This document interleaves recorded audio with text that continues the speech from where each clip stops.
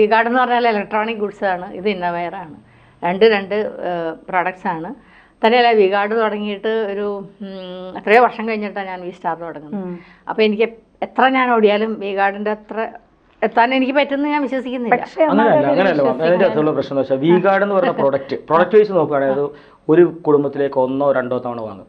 പക്ഷേ inner vice മാമിൻ്റെ product ആണെങ്കിൽ എല്ലാവർക്കും എപ്പോഴും ഏറ്റവും കൂടുതൽ വാങ്ങാൻ പറ്റുന്ന കാരണം. അപ്പോൾ ടേൺ ഓവർ വൈസിൽ ഇത് ശരിക്കും വിഗാർഡിൻ്റെ മുകളിൽ വരണം. പക്ഷേ വിഗാർഡിൻ്റെ ഒരു സ്റ്റെബിലൈസറിൻ്റെ വില എത്രയാണ്? 4000, 5000. എൻ്റെ ഒരു പ്രായയുടെ വില എത്രയാണ്? 250. അല്ല, പക്ഷേ എൻ്റെ ഒരു പാൻറ്റിയുടെ വില എത്രയാണ്? പക്ഷേ ഈ ടേൺ ഓവറൊക്കെ മാറ്റി വെക്ക്. എന്നാലും ഒരു ബിസിനസ്സിൽ മക്കൾ തമ്മിലായിരിക്കും, എന്നാലും ഒരു കോമ്പറ്റീഷൻ ഉണ്ടാവില്ല എന്ന് പറഞ്ഞു കഴിഞ്ഞാൽ കോമ്പറ്റീഷൻ ഉണ്ടാവാതിരിക്കും. കോമ്പറ്റീഷൻ ഉണ്ടാവാൻ പറ്റില്ല. രണ്ട് ലോകമാണ്, 2 സാധനങ്ങളാണ്. പക്ഷെ എനിക്ക് അവർ വളരുമ്പോൾ എനിക്കും വളരണം എന്നൊരു ചിന്ത വരുന്നത് വിഗാർഡും അല്ലെങ്കിൽ വണ്ടർലയൊക്കെ കാണുമ്പോൾ. അപ്പോൾ ഒരു ഹെൽത്തി വേ ഓഫ് കോമ്പറ്റീഷൻ ഉണ്ട്.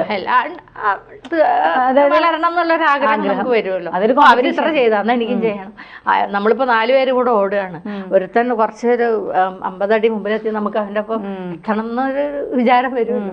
ഞാനൊരു സ്പോർട്സ് ഗേളും കൂടിയാണ്, ഞാനൊരു ഹോക്കി പ്ലെയറൊക്കെയാണ്. അപ്പം എനിക്ക് ആ ഒരു സ്പോർട്സ്മാൻ സ്പിരിറ്റ് എൻ്റെ ഉള്ളിലുണ്ട്.